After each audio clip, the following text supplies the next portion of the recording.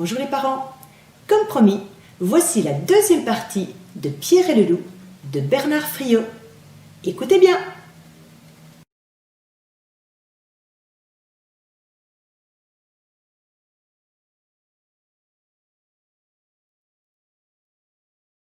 Et voici la suite de l'histoire.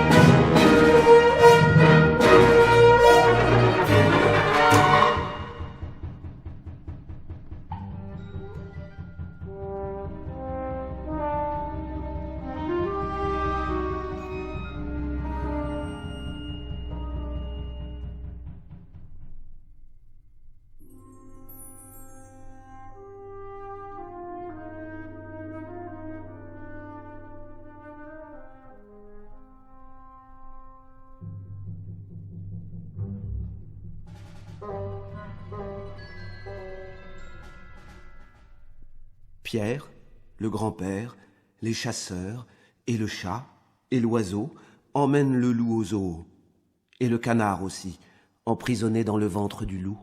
Ils sont accueillis par le directeur du zoo et par une foule de journalistes qui les prennent en photo. On enferme le loup derrière un haut grillage. Pierre, le grand-père, les chasseurs et le chat et l'oiseau rentrent chez eux, suivis par la foule des journalistes. Mais pas le canard, emprisonné dans le ventre du loup. Dans le zoo, le calme est revenu.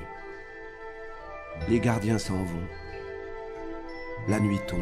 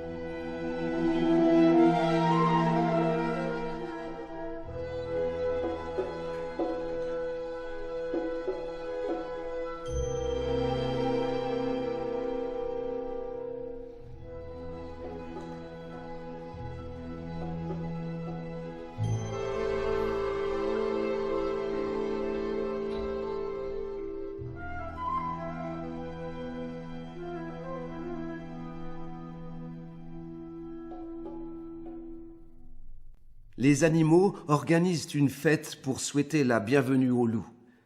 Les singes, le zébu, l'autruche, les crocodiles et les grues du Japon, tous, ils chantent et jouent des airs de leur pays.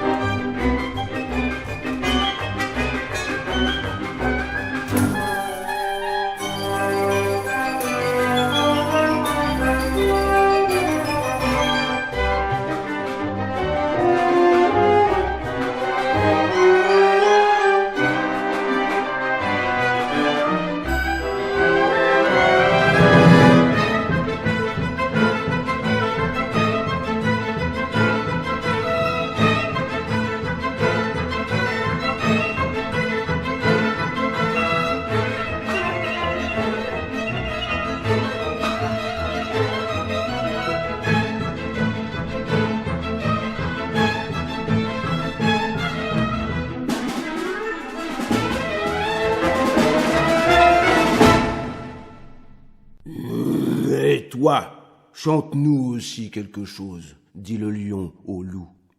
Le loup ouvre la gueule et se met à chanter un air de sa forêt natale.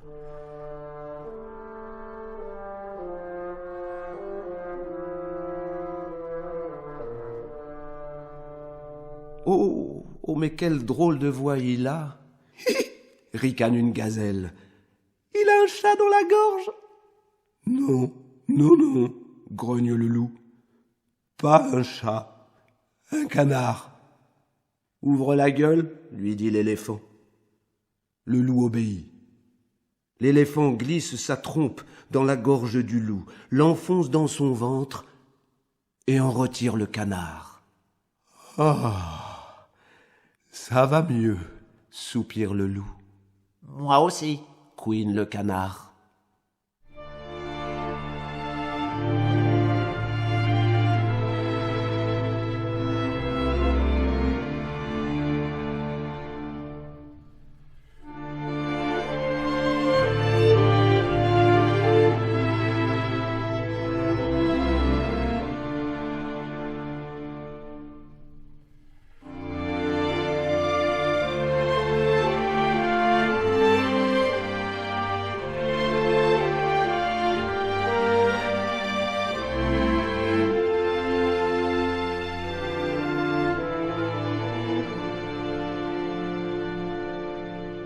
La fête dure toute la nuit.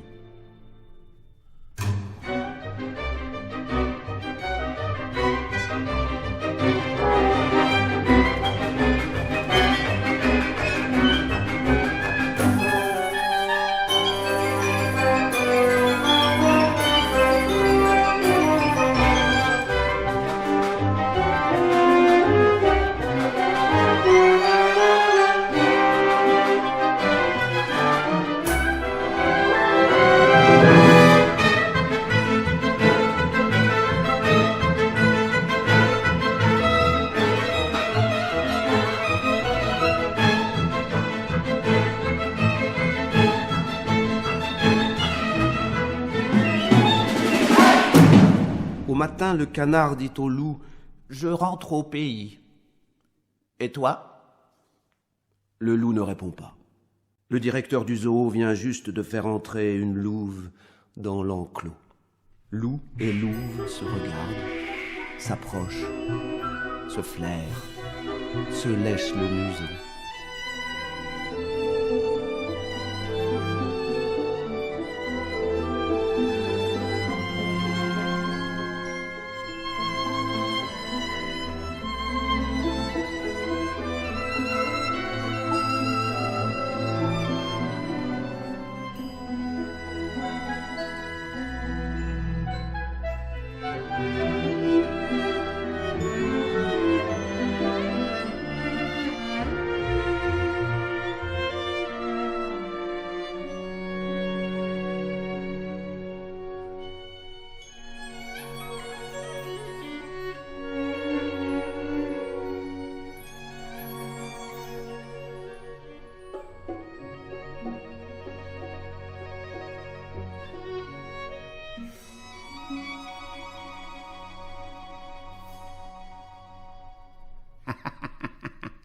Ricane le canard. Je vois. Sans attendre, il se faufile à travers le grillage, rejoint la rivière qui longe le zoo. Pendant 3 jours, il la remonte à travers 1000 dangers.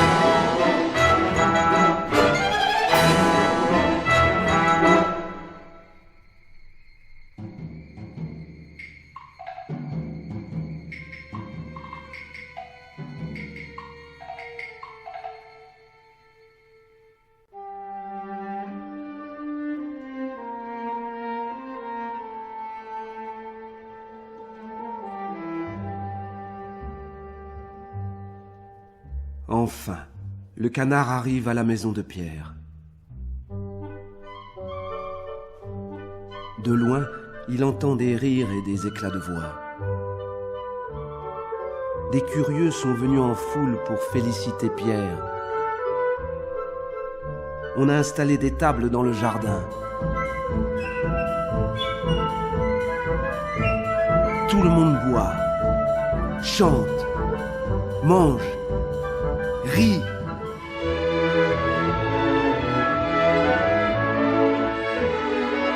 Le canard se précipite vers le poulailler.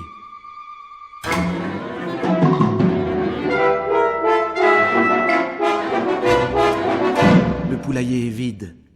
Plus de poules, ni de dindes, ni de canetons. Ils ont tous été égorgés et plumés pour servir de repas aux visiteurs affamés.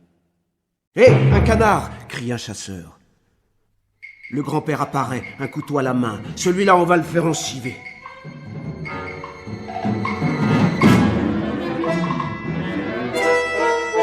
Affolé, le canard s'échappe, poursuivi par le grand-père et le chasseur. Il agite désespérément les ailes.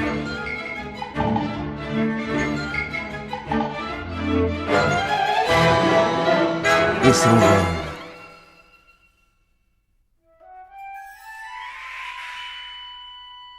Oui, lui, l'oiseau qui ne savait pas voler, pour la première fois, il s'envole et se cache en haut d'un arbre.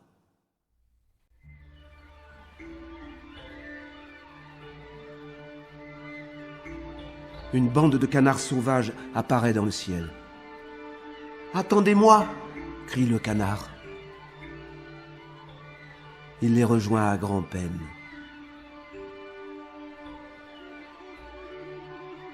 Les canards l'entourent, l'encouragent et l'emmènent avec eux loin vers les pays du Sud et les terres ensoleillées.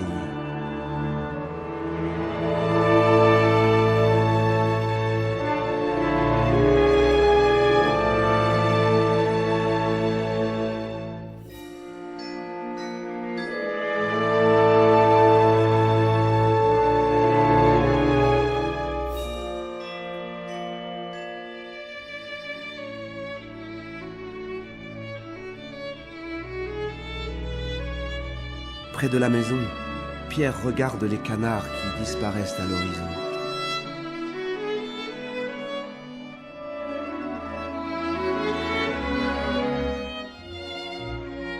Il agite la main et rêve, lui aussi, des pays du Sud et de terres ensoleillées.